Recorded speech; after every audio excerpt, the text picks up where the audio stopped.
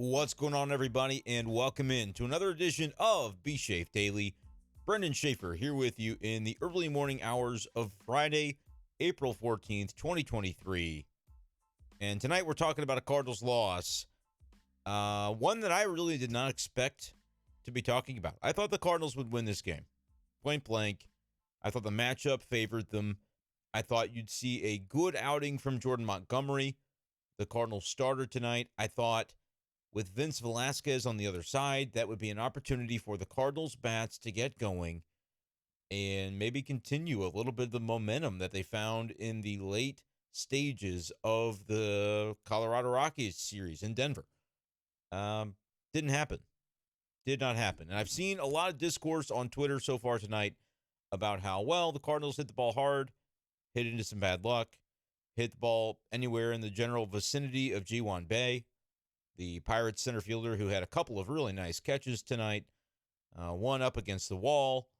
It was just one of those nights. I get it. I counted up the exit velocities. The Cardinals had 8 batted balls at 99 miles per hour or better. Only ended up with 6 hits on the game. But listen, I get it. There's always going to be a reason. But if you are shut out in a game started by Vince Velasquez in the major leagues in 2023, you have to answer for that, right? Like, that isn't something that I think, and I'm not trying to totally rag on Vince Velasquez. I guess I sort of am, but that's something that coming into a game, you know who's on the other side. His ERA was 9.82 coming into tonight, guys. Like, it is what it is. There are times where you can credit the opposing starting pitcher and say, wow, he really just had a great game plan. That's a great pitcher on the other side. Tip your cap. There are times when you can do that. If you're doing that to Vince Velasquez in 2023, that's fine. You can do that. And I didn't see the post game from Ollie Marmol. This is the first Cardinals home game that I did not go and cover. Full disclosure, had my position round of my bowling league tonight. One of those deals. Wasn't going to miss it. And was not at Busch Stadium. But I was watching the game. And I say all this to say I don't know what Ollie Marmol said about the performance or what his guys saw from Velasquez tonight. But I'm just going to tell you, you get shut out by Velasquez, that's no more needs to be said. There's no excuse. It's a bad night. It's a bad game and a bad loss for the Cardinals. They lose it 5-0 to the Pirates at Busch Stadium. And we'll break it down here on Be Shafe Daily. Let me know what you'd like to see from this podcast. On a night like tonight, there's not really a lot for me to say, but we're going to do it anyway. We're going to break down the game, talk about where things are. Make sure you're subscribed on Spotify and Apple Podcasts for all the audio pleasures of Be Shafe Daily. And guys, check out the YouTube. I would love to get to 300 YouTube subscribers before the end of the weekend. That would be awesome, considering that we could go at this time. I wasn't even at 100. I wasn't even at 70 subscribers over on YouTube. So you doing it, you might think, I'm one person. What's it matter? No, for real. You make a difference, and I notice it, and it really does help to show that as a community, y'all Cardinals fans can help me out. And if you like the content, great. If you don't, I'm at bshafer12 on Twitter. Tell me what kind of content I should be doing that'll make you like it a little bit more. That's my goal, to make sure Cardinals fans are getting what they need out of this 2023 baseball season. And listen, here's the one thing I can't do. Cannot control the record of the team. Thought this would be a team that would be not only contending for the NL Central, but probably winning it. I still think they do. But it hasn't been maybe the most auspicious start for the team that we thought it would be tonight. 5-0. Pirates get the win. Now, keep this in mind, too. You might be saying, oh, man, the Cardinals losing to the Pirates. How embarrassing. Pirates are 8-5. The Cardinals are 5-8. You do that math. Pittsburgh is 3 games up on St. Louis in the NL Central as of right now. So it's not automatic that the Cardinals are going to have this great fairy tale season. And I think Cardinals fans at this point, either they know that or they have actually gone so far overboard in claiming that it's going to be an awful season that maybe they've taken it a little bit too far. But if you're a Cardinals fan out there that you're frustrated, I understand that. I get that because, like I said, 5-0 tonight to the Pirates on Thursday night at Busch shouldn't have happened. You'd like to see more thump, more oomph, more gumption from the St. Louis lineup that only mustered 6 hits in this game against Pittsburgh. And again, there were some batted balls that were hit hard that didn't go the Cardinals' way. They found a glove. The 2 catches made by Bay were really good. He's a good center fielder. I don't know what he can do offensively. He's 1 for 4 tonight, hitting .230 on the season. But certainly not going to question his ability in center field as a defender as he comes up with a couple of dandies tonight for the Pirates. But let's be honest, none of those plays were going to make the difference. I've been talking to a couple of different Cardinals fans. My guy Trevor said, hey, I mean, the Cardinals were, whatever he said, 7 feet away from having 6 combined runs and homers. I don't know if that's actually true. They had several hit to the wall. Obviously, the catch made by Bay. There were several big-time swings that ball didn't carry for the Cardinals, and somehow they did for the Pirates. The Pirates had the back-to-back home runs going down there in, I think it was the 8th inning of this game, where Genesis Cabrera gives up a couple in a row. I got to say, the swing that Castro had on the second of those 2 home runs, I have never seen a more nondescript swing at Busch Stadium leave the yard the way that did for Castro.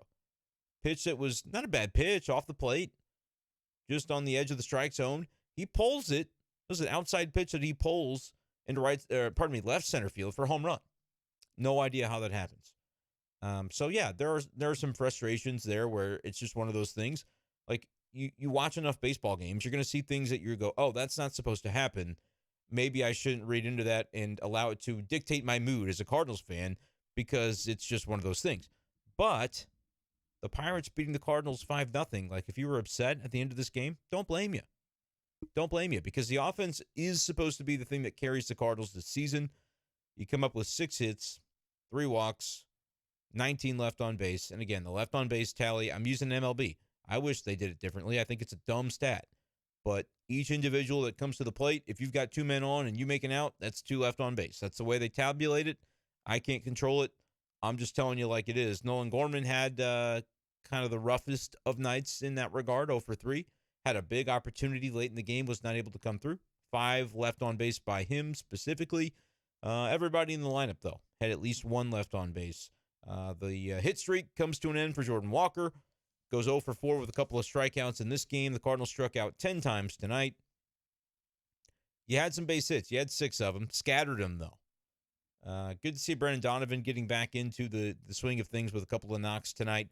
Burleson, Goldschmidt, Arenado, all with hits. Contreras didn't get one, but he reached base via walk a couple of times. Gorman at least was able to do that. And 1 base hit for Tyler O'Neill, and that is it. That is all she wrote from the Cardinals offense tonight. And again, the guy that they faced, which is not to say that this is a bash Vince Velasquez podcast, but his ERA was 9.82. And I get that that's only after 2 outings. So it's like, okay.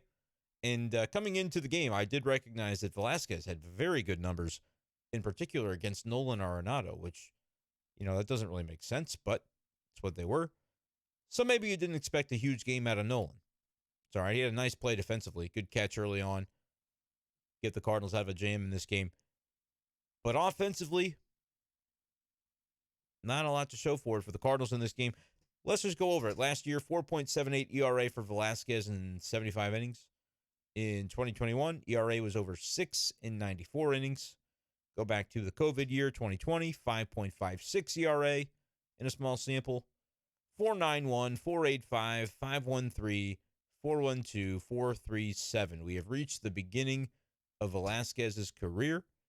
He has not ever, double-checking this real quick, he has not ever had an ERA below 4.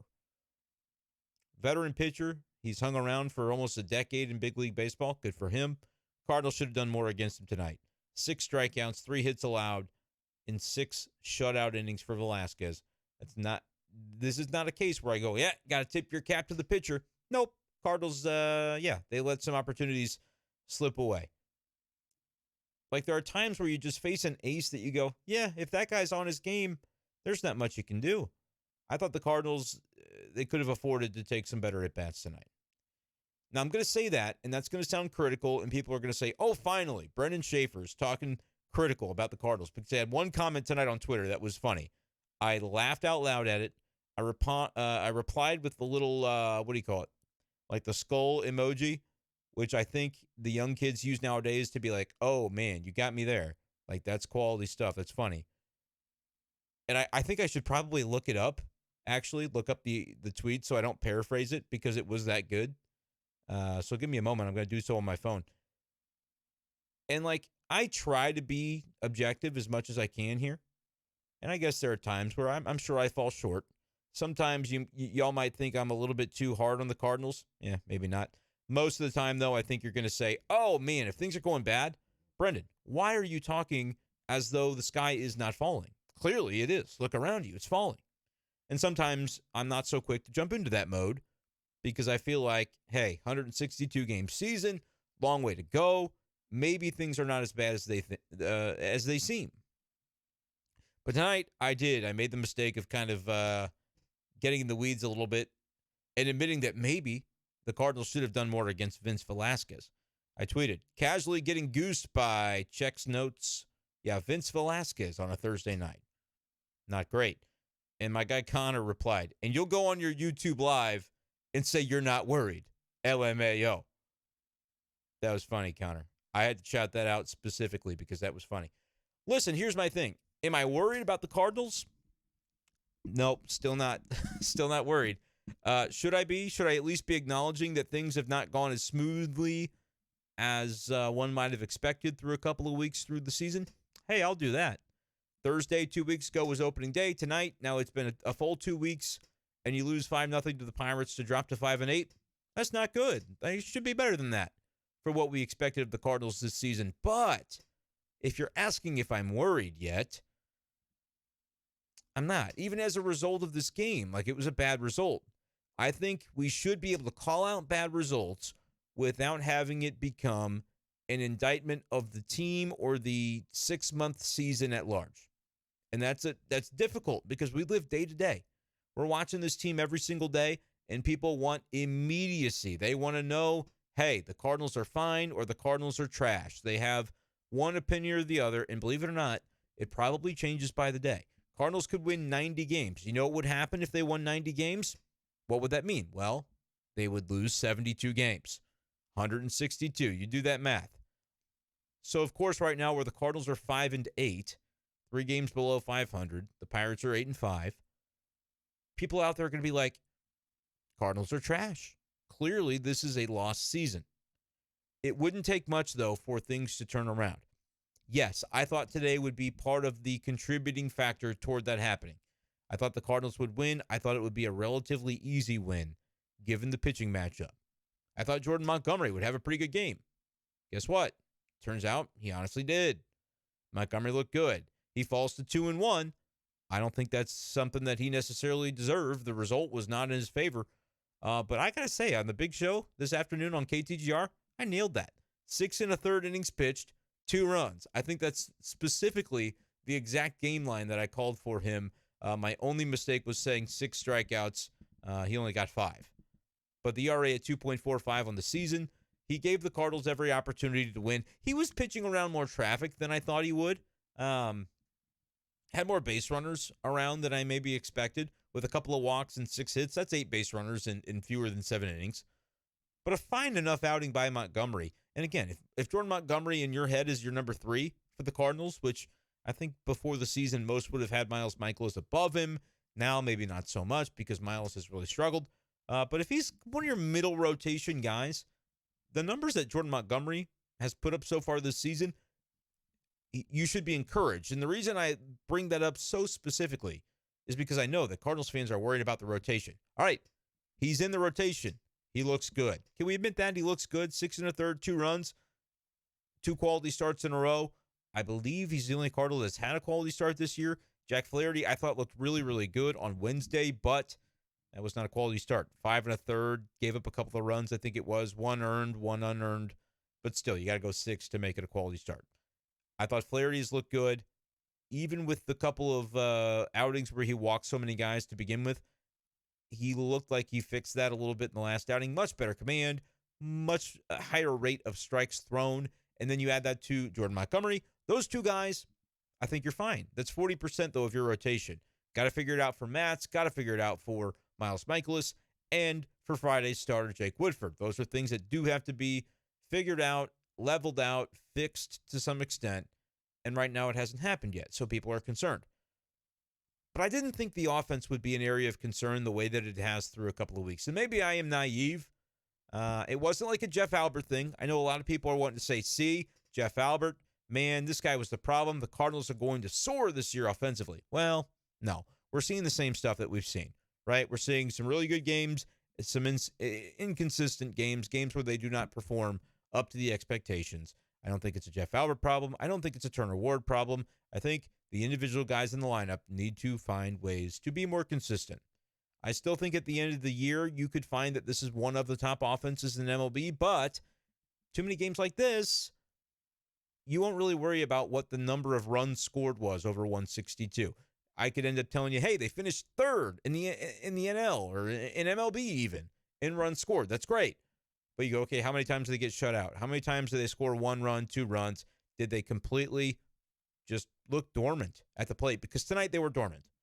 And it's all relative. You might have a game against Max Scherzer where you score no runs and go, well, guys, that's Max Scherzer. But I think when it happens against Vince Velasquez, you take notice because that's a problem. It shouldn't take place. So be critical of the Cardinals offense tonight. Cardinals fans, you should be allowed to do that. Nobody should tell you that you shouldn't be allowed to do that. Nobody should say, oh, calm down, it's early. No, this was a bad game. They had a bad night at the ballpark. Don't let anybody tell you different. It sucked. They did not perform. In particular, I'm looking at some of the guys with runners in scoring position that didn't get it done. Gorman, obvious. He's had a really good year, though. You're probably going to lay off him a little bit. Tyler O'Neill, a couple of strikeouts and 3 left on base. Jordan Walker, again, coming off of a 12-game hit streak. You're not going to ride Jordan Walker that hard. One guy that has been ridden a little bit hard among Cardinals Nation, and I want to kind of talk about it because I want to share my thoughts on the level of, I guess, fairness that I see in this situation. Man, it's Wilson Contreras. It has not been good offensively. Now, his batting average tonight for the season goes down to 171 because he went 0 for 2. Do give him credit, though. He reached base a couple of times and for whatever reason decided to steal third base, and it worked. That was like the weirdest thing I've ever seen. And then he was like sticking out his tongue after he did it. Good for him. Like, the Cardinals should be stealing more bases. He's maybe not the guy I would call upon to do it, but he tried it tonight, and it worked. Was able to reach base safely. They didn't challenge it. Looked pretty close to third. But he's 7 for 41. He's hitting 171 with a 260 on base and a 456 OPS. The Cardinals brought in Wilson Contreras and paid him $80-some-odd million over the next 5 years. Because why? Because they needed production at the catcher position offensively. Offensively, they needed to improve at catcher. So far, no good. Again, he's been terrible. 7 for 41 is terrible. No home runs. Had the stolen base, but he's hitting 170 with no power to speak of. Is it going to continue? Probably not. It shouldn't. His career norms suggest it's not even remotely close to what he's capable of doing. I don't care what ballpark he's in. He should end up much better. But I do think Ollie Marmol needs to be willing to change him out of the number 5 hole at some point. He may not be a 5-hitter. When he signed him, he might not have been a 5-hitter. They said, hey, here's what we're going to do. We're going to go with Goldie. Okay, great. MVP. Arenado. Great. He finished third, the MVP. Contreras. Well, all right. I mean, I was willing to let it play out, but here we are. We're watching it play out. I think he's stressing a little bit. I think he's pressing a little bit. I think there is maybe an element to this that a lot of Cardinals fans did point out on Twitter tonight. Could he be hurt? Is it possible that the knee is still bothering him and he rushed back and has not been able to fully heal? If the Cardinals had a more capable production level from the backup catcher, would that maybe be a different situation that they could allow him to have some time to rest? I don't know either of those things. Maybe nobody does. Maybe it gets talked about. Maybe Wilson Contreras mentions it. Maybe the Cardinals mention it. Maybe they say, hey, this has been going on with Wilson. Whatever. At this point, though, we're just looking at the numbers, and the numbers aren't great. So for the Cardinals, they signed him to be an offensive producer at catcher. They think his defense can be good. He has put the work in, to be sure. He has done everything that he could, going back to spring training, to learn the pitching staff. It's an important aspect of this. I think he's put the time in, the work in. Offensively, it's not there yet. Cardinals need it to be. But we got to talk about defensively, too, because there was a play tonight on the fifth run scored, I believe it was. Chris Stratton on the mound. A little bit of a slider, breaking ball, low and in. Originally, it was called a pass ball. Runner scores from third, makes it 5-0, I think, at the time. They changed it shortly thereafter to a wild pitch. Wasn't a wild pitch. Contreras, you got to catch that ball, man. And especially when the offense is ailing a little bit. And he walked twice, so I don't want to rail him too hard. He reached base 2 times tonight. So that is something to keep note of. With a 171 average, no power to speak of just yet. That you didn't like seeing that. And it did not cost the Cardinals the game. What do they lose? 4-0, 5-0? What difference does it make? It doesn't make a difference. But there could come a time where it does. And I thought that was a play by Contreras that has to be made. They called it a wild pitch. Little ballpark politics going on, whatever. I'm not even going to get into it. It doesn't matter. I don't think they needed to change that from a pass ball to a wild pitch. I think I don't even think he spiked it. I think if Contreras just gets into position and catches it, he might catch it on the fly. If not, he blocks it. That's fine. He wasn't in position. It was a bad play by the catcher. Here's what I want you to hear me say, though. The Cardinals have made some bad plays, whether it's defensive, base running, taking bad at-bats that aren't up to their caliber. All of those things have happened over the past week, and probably the majority of them, if not all of them, happened tonight within the Cardinals game, 5-0 loss to the Pirates. But that's okay. We can be critical about a game and not automatically declare that it's what this team is. I do not think it's what this team is. Going back to Connor's comment, yeah, I'm going to go on YouTube and say, I'm not worried, because I'm not about this team. Will there come a point where this sort of play raises alarm bells a little bit? Yes, there will come that point. Has it happened yet? For me, personally, no. Does it make me a big, dumb homer? It might. But I like to think I'm pretty objective about things. Like, I don't have the emotional stake in it the way Cardinals fans do. I don't know if you like that about me, if you dislike that about me. I could really get into the nitty-gritty and explain to you why that has been. But covering the team as a writer since 2016 has completely changed my perspective. I like for the Cardinals to do well. It's good for business if they do well. And it's good to see the players that you get a chance to interact with thrive and succeed. I wouldn't root against the Cardinals. I'd love for them to do well. But right now we're just watching what's unfolding on the field, and they're struggling a little bit. Now, does it have to be some grand indictment of the team? I don't think so. I think if you look 1 through 9, this lineup on paper is potent. I think it will have an opportunity over the next 148 games or whatever's left, 149 games, to be potent and to show that on a daily basis. I made the case earlier today on Twitter that, well, Jordan Walker's batting 8th. A lot of Cardinals fans think, well, maybe he could move up. Some say, hey, he was on the hitting streak. Let it be. Let him stay at the bottom, and maybe that's where he's comfortable. Obviously, the hitting streak now comes to an end. But you look at 6, 7, 8 in the order is the point I was trying to make earlier today on social media. I tweeted this out at bshafer12. I said, I'm looking at Gorman, O'Neill, and Walker, thinking if those guys are all right, all healthy, is that the best 6, 7, 8 in a batting order? Like a standard 6, 7, 8, because we've seen that sort of alignment several times. Is that the best in baseball? Because I think it might be. And of course, the same day I tweet that, the Cardinals go out and get goosed by Vince Velasquez. I can't control that. But I do think that this is a lineup that over the long haul is going to produce runs. I think starting pitching, you can see a path toward it leveling out. We've already seen it happen again with 40% of them. Jack Flaherty, Jordan Montgomery, they've both been pretty good. You look at their season-long numbers, even with a little bit of a rough go at the beginning, the numbers are there for both of them, honestly. That's 40% of your rotation.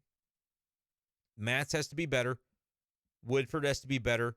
Although, does he really? Because Wainwright can take his spot pretty soon, we think. And then it'll be a matter of, okay, is Wainwright up to the task? Is he ready to go? And then there's Miles Michaelis, which, yeah, he has to be better too. He's arguably been their worst starter so far through 3 turns in his case. ERA over 10, but he's going to be part of the rotation. I think it's been some isolated incidents that have come up to haunt him, And I think he'll be better. So I'm looking at this team, offensively. I've talked about how I think they can lead the league in runs scored. Pitching-wise, yeah, the rotation's got to be better. I think some of them have already made that step, and we're just not noticing it right away. Like, there's nothing negative to say about what Jordan Montgomery has done the last 2 outings he's had. 7 shutout innings, and then tonight, 6 1/3, 2 runs. You're going to win so many games if you get that from every starter. If you just oscillate between those 2 kinds of outings, you're going to be winning a ton of baseball games. Cardinals have to put it all together at once. That means the offense, and we've talked about, maybe where some of that has to come from. Contreras is the main one. I don't know that Ollie makes a move to change the lineup just yet, but they do need the production out of the catcher spot that he has not yet been giving. Do I think he's going to get better? He almost would have to. If it's May and we're talking about it still, yeah, keep note. It might be a problem because this dude's on the team for 5 years. But while I think the honeymoon period has clearly elapsed and Cardinals fans are going, okay, it's great. We liked Wilson Contreras when he was talking smack on the Cubs fans back at Jupiter, Florida. But now that the games are going, would be nice to see more from him offensively and defensively. Like, I think he needs to step the game up defensively a little bit. Again, it's one play isolated over a course of 2 weeks. But that was a pass ball in my eyes, not a wild pitch that happened on the Chris Stratton breaking ball tonight. So, is what it is. They're going to rule it the way they're going to rule it. I think the Cardinals fans would like to see more out of Wilson Contreras. I don't think that's unfair, but at the same time, I don't think that means you should dog him and say, oh, he sucks. Well, no, he doesn't. He's got a pedigree. He's got a track record. Does that make me a big homer for saying, hey, don't give up on this team after 13 games? I don't know. Clearly, I'm catching flack on Twitter because of it. Let me know in the comments on YouTube, though. What do you think? Let me know in the comments on Spotify. You can do that as well on Be Safe Daily. Let me know what you think. Am I crazy here for thinking that the season's not over? I don't know. 10 years ago, trying to think, what year is it? 23? Back in 2013, I was a freshman at Mizzou. I was a Cardinals fan, man. I was driving halfway across the state to see Matt Adams homer off of Clayton Kershaw in the playoffs. That might have been 14. Nevertheless, I know where you guys are coming from. But for better or worse, and I think it's for better, my role has changed. I view this from a different perspective now, and I think it's added a little bit of maturity to my fandom. Now, guys, when it comes to Mizzou Tigers, I am still a fan. Believe me. I do the radio show, KTGR, 4 to 6 p.m. in Columbia, weekdays, Monday through Friday. We talk a lot of Mizzou. When things don't go well, I'm a child. So I know what it's like to be a fan. It's just a different perspective when it comes to Cardinals baseball. But I think that has afforded me to be able to see it in a way that maybe y'all don't see it right now, which is the fact that we've seen this team play 13 games out of 162. They have a very potent lineup. They've got the reigning MVP. They've got the guy that finished third in the MVP vote. They're both still in the prime of their careers. I don't think they're fading into the ether anytime soon. You've got the probable rookie of the year in Jordan Walker. He's going to be in this lineup. You've got Nolan Gorman taking a step forward as a sophomore. Very well could end up being an all-star. You've got talented guys like Edmund and Brenden Donovan that are going to soak up wins above replacement because of their defensive and offensive contributions. And don't forget base running. Around the diamond we go. We can talk about the ways in which this Cardinals team, it's got a lot going for it. The bullpen is something else that we do need to talk about. The Jordan Hicks thing is becoming an issue. Tonight, when he came into the game, when he did, I said, yep, this is going to be a problem. He is going to give up these runs. Because historically, Jordan Hicks, and I don't have the numbers off the top of my head, but anecdotally, it sure feels right. Jordan Hicks has not been a guy that mixes very effectively with inherited runners. It doesn't go well. Now, people might say, well, Brenden, why would Ollie Marmol put him in that spot then if he knows it doesn't go well? I would submit to you, if you're Ollie Marmol and you've got the bullpen that you've got, and you say, well, Ryan Helsley's a good pitcher. He's my closer. Gio, well, that's my setup, man. I've got all these other guys that have to find roles somewhere. Some of them are going to have to pitch with inherited runners, believe it or not. Some of them are going to have to come into games and do their job. Crazy, I know. But if I'm Ollie Marmol, this is an opportunity maybe for Jordan Hicks after I have impressed upon him. Jordan, you've got to be ready for the first batter of a game. You come in from the bullpen, there is no 5 pitches to warm up. You don't get to throw 4 balls and then everything work out fine. And sometimes you might come in with runners on base. So certainly in those cases, you wouldn't want to do that. You wouldn't want to spot them an extra base runner. Well, what does Jordan Hicks do? Spots him a base runner. Yeah, gets a fly out and records an out, but it's still a run. Inherited run, scores. And he ends up leaving the game after 2 walks and 1 out recorded. And then the run gets charged to Montgomery, which actually was fine because my prediction of 6 1/3 with 2 runs happened because of that. But no, Jordan Hicks, has got to be better. And I don't know what role is left for him if he can't come into games when you need him to.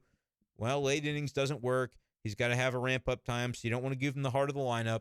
Okay, well, in this case, what's the perfect situation? Maybe it's not the onus on Ollie Marmol to find the perfect spot for Jordan Hicks to come into. Maybe it's Jordan Hicks figuring it out that you can't just allow automatically the first guy you face in a game to be reaching base via walk or hit. It's been pretty automatic, and he throws 105. Not many in baseball do that, but you know what? I'm not going to say it's. I'm not going to say that the velocity works against him because I think that'd be silly. But it's also not just like the cure-all to having command issues, having other problems. You can't just say, well, 105 or 103 or whatever, 101 is going to cover it up. It's going to cover up my deficiencies with command. It's going to cover up the lack of movement on a pitch that you'd think should move a whole lot more, or my ability to put it where I want it. It's not going to cover it up. Not in 2023 Major League Baseball. These guys can all hit 100. It's not news to them. They've seen 100. What's 102 versus 100? It's not that big of a difference. If your pitch is not moving, if you're not getting the spin rate, all those things that matter, if you're not getting the maximum value on these pitches, you better be commanding the crap out of it. And there's nobody that can argue that Jordan Hicks has done that. So that's a problem. His ERA is over 10. And tonight he didn't give up any earned runs. He just coughed up one of Montgomery's. And then Cabby, I'll say this for Cabrera. He came in and took Hicks off the hook a little bit with his ability to get out of the 7th inning. But then, they kept playing baseball. And the 8th was not as kind to Genesis Cabrera. Did have 3 strikeouts for the game, but if you give up 2 home runs, that's your ratio. That ain't it. A couple of home runs. And like I said, the swing by Castro, maybe that's one that at Busch Stadium, 100 times a year, that exact swing could happen, and maybe 2 of them leave the ballpark. I don't know how it happened. I'd have to check the exit velo and wind conditions and all of that. It didn't seem off the bat like one that would carry out of the ballpark, and it did. But for Cabrera, that was a little bit disappointing because I thought maybe he's rounding into form to be the lefty that they need him to be, somebody that's reliable in those situations, and he goes back-to-back. And then the Stratton run, I guess they called it a wild pitch, so that's an earned run against Chris Stratton. It's crazy to me. Contreras has got to catch that baseball. Like, what's the level of expectation that we have about these players? That's one where you just catch it. It's I get it. It wasn't a pitch that he expected. And a lot of times I'll say this for the official scorer. If you get crossed up, that's one where they're going to lean toward benefit of the doubt to the catcher because it ain't easy. So maybe he didn't expect that breaking ball in that spot of the strike zone or that part of the plate. And so but I'm just watching the player. He kind of stabs at it. Doesn't really make the full body effort that I feel like you need to make if you don't want to have a pass ball labeled against you. Contreras doesn't care. The difference of a wild pitch and a pass ball, he knows it needed to have been better. But I just think all around the Cardinals have to sharpen up a little bit. Been some base running plays, been some defensive plays that have not been super sharp. There have been very good ones as well. But tonight, to score 0 runs, that's an offensive issue against Velasquez, who I don't consider to be a top tier, a mid-tier, mediocre tier pitcher. And he looked great tonight against the Cardinals. There comes a point where you just go, you know what, that's on us. What kind of at-bats are we taking that's causing him to look maybe better than he is? I'm talking a big game. The Cardinals will probably see Velasquez again. I think the expectation should be that they'll do more damage against him. I'll go back and look. I haven't seen if Ollie Marmol had thoughts or if the Cardinals as a team had thoughts on why they simply were not able to solve Velasquez tonight.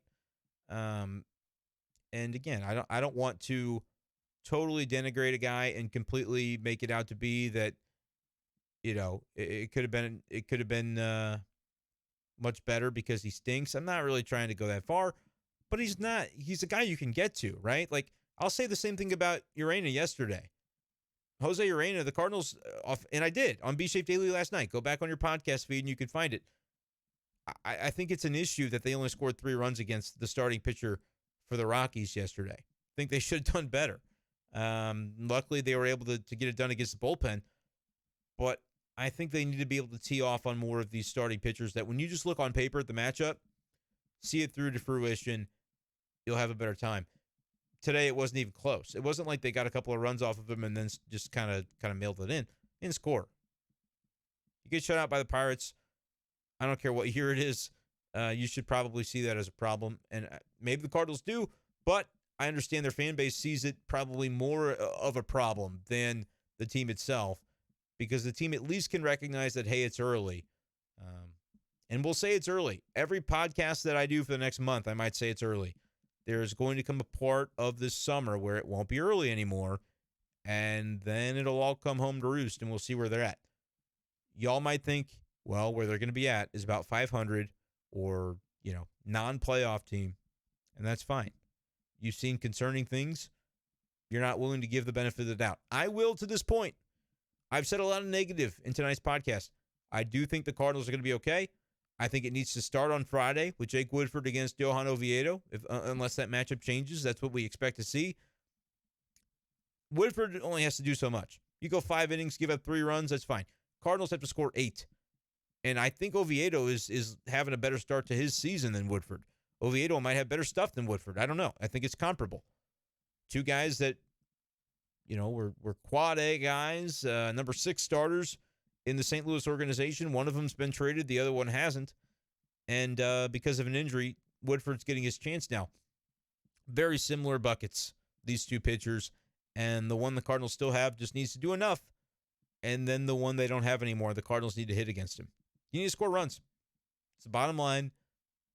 This offense has to be what carries this team. If it doesn't carry this team, they won't win very many games. They're not going to win the division. They're not going to get a wild card. It has to be the offense doing it. The starting pitching can keep them in range. The offense has got to take them over the top. And right now, we're seeing it on some days. We're not seeing it all the days. Is that the end of the world? No. It's hard to do a podcast about a baseball team because when you do it every day the way that I have, and I haven't missed any days, I don't think all season. So we're going to try to keep that up. Even tonight, believe me, I almost tweeted it out and said, we all agree we're not going to watch a podcast about this game, right? I don't have to do it. I don't have to, right? Okay, good. No, I didn't do that because y'all want to hear about the Cardinals, win, lose, whatever the case may be. We're talking about this team this year. That's what we're doing. Subscribe on YouTube, Apple Podcasts, Spotify, because we're going to be here for the long haul. But it can be a little bit frustrating to have to do it every day and have the people listening, because I know this is how y'all feel, have the people listening say, this team stinks. Brenden, why don't you completely rain fire in your takes about this team? Well, it's because I don't think that this is a lost cause season. And so I'm not going to say anything that I regret. I'm going to evaluate day to day what they're doing. I think I owe that to you guys. But maybe I also owe it to you to say, hey, let's back up for a moment, recognize there's a pedigree to this roster. Let's see what it ends up looking like in a few weeks. Let's see in a couple of months what it looks like. Along the way, we can criticize. We can be critical of the things that are going wrong. Let's try to save the sweeping generalizations till we get a little bit further into the season. What does Mike Claiborne always say? Flag Day? It's like mid-June. Let's at least get to mid-April, right? We're April 14th right now. 1 a.m. going on while I'm talking here. I think there's a ways to go for the Cardinals, but you can't lose this series to the Pirates. You got to win 2 of the next 3. Again, can you? Sure. You could lose it, and then you could go on a run later on and still everything's great because the baseball season is so long. But should you lose to the Pirates 3 out of 4 this early in the season? You shouldn't. So we'll see what they're able to do. Try to bounce back from it. It's all the Cardinals can try to do at this point. And so they fall to 5-8, 5-0 loss. To me, this was the worst loss of the season so far. There will be other bad losses like it.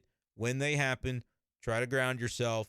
Recognize it's a long season, but be frustrated in the moment. I hate when people are acting like fans can't be frustrated about things because sometimes it just freaking sucks. It just does. And you know what? Fandom does not always have to be level-headed. And so I'll try to be as level-headed as I can for you guys, and then just don't hate me for being a homer, because I don't really feel like I am. I feel like I'm just trying to caution you against making a rash generalization about a team that, when you look at it on paper, I think is better than the 5-8 record that it's put together so far. But that's why it's great. That's why we love baseball. We can debate these things, and reasonable minds can disagree. So, hey, just be reasonable with me. I'll try to do the same thing and respect you guys as fans, and we'll have a lot of fun this summer. I still think that's going to be the case. Let me know if there's anything you'd like to see from me, hear from me, that I'm not doing yet, because this is y'all's podcast. This is y'all's YouTube, all of it. I want to make it good for Cardinals fans. Otherwise, I'm just sitting here hearing myself talk, and I'm not that interesting. So let me know what you want to see, the type of content, the type of discussion, everything that goes into that on this channel for YouTube. It's youtube.com/@bschaefer12. Let's get it to 300. Can we do that? That would be wonderful by the end of the weekend. I would love that so much. And Spotify. I'm up to, well, I'm not going to tell you how many, but I did gain a few Spotify followers over the week, and I'd like to get a few more. Spotify's where it's at if you're just going to do it for audio. If you got an iPhone, Apple Podcasts is another great way to follow the show. Give me a follow and a rating review on there. 5 stars preferred, but if it's less, I'll understand it. But listen, if you don't give a 5-star review, you give a different level of stars, DM me at bschaefer12 on Twitter. Say, hey, I gave you 3 stars, and here's why. And I'm going to try to fix it for you, because if I just ignore the feedback from y'all, what am I doing here? Why am I even making this effort? So if it ain't a 5-star show, tell me how to make it one at bschaefer12 on Twitter. But that is going to do it for this edition of B-Shape Daily. I hope you guys enjoyed the show.